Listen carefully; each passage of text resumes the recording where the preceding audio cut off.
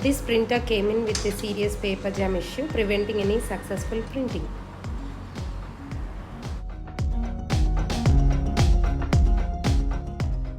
Upon inspection, we found that the gear was malfunctioning, and also, as you can see, these pickup rollers have worn out, contributing to the underlying issue.